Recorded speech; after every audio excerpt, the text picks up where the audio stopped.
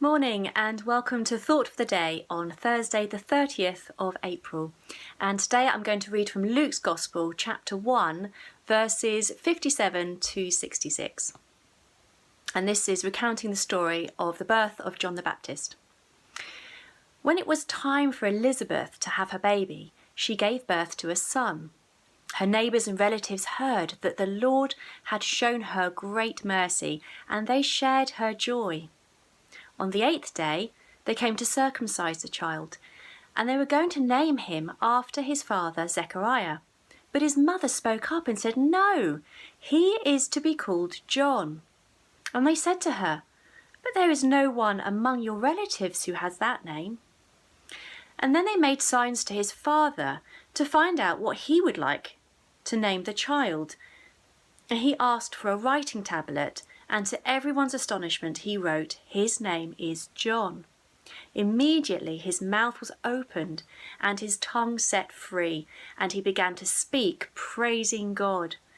All the neighbours were filled with awe, and throughout the whole hill country of Judea people were talking about all these things. Everyone who heard this wondered what about it, and they asked, "What then is this child going to be?" For the Lord's hand was with him. Oh, what a fantastic passage this is, speaking of the actions of the Holy Spirit within these lives in this story. So firstly, it's an absolute miracle that Elizabeth had managed to conceive a baby at all, because she was well into her older years and past childbearing age. And when the angel Gabriel came to Zechariah and told him that his wife would have a baby, he didn't believe Angel Gabriel, and which is why the Holy Spirit prevented him from speaking until his new baby had been born 9 months later. And then at the birth of John the Baptist, both Elizabeth and Zechariah named their baby John, despite the tradition that would have influenced the naming of a baby ordinarily at that time.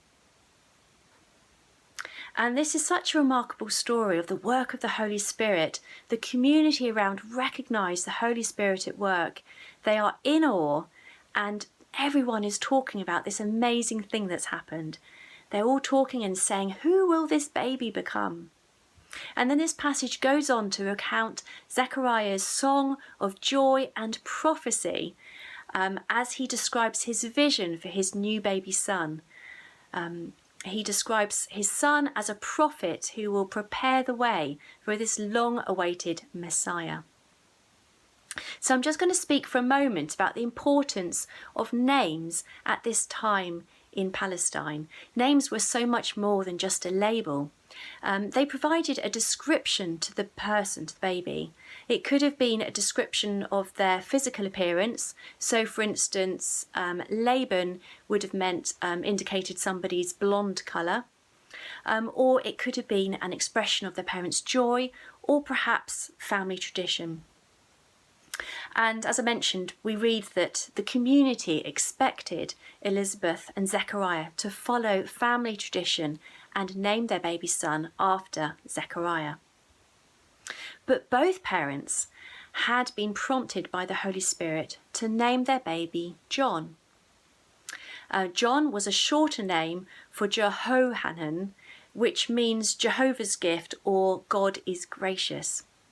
And this name represents the parents' joy of their unexpected gift, the grace of God. And John's name would have been a reminder to the whole community as the little boy grew up as to God's gracious gift on that family at that time. Now, another name who will be in our hearts today is that of Captain Tom, because it's his 100th birthday today.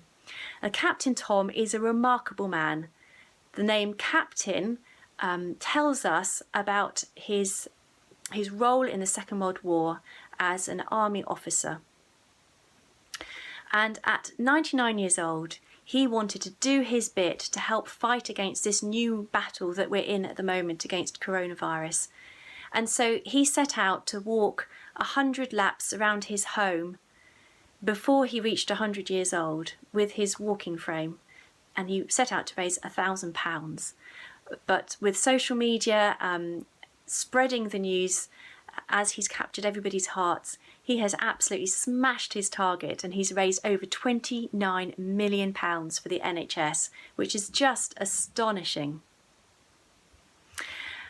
And isn't it incredible what a single man can do?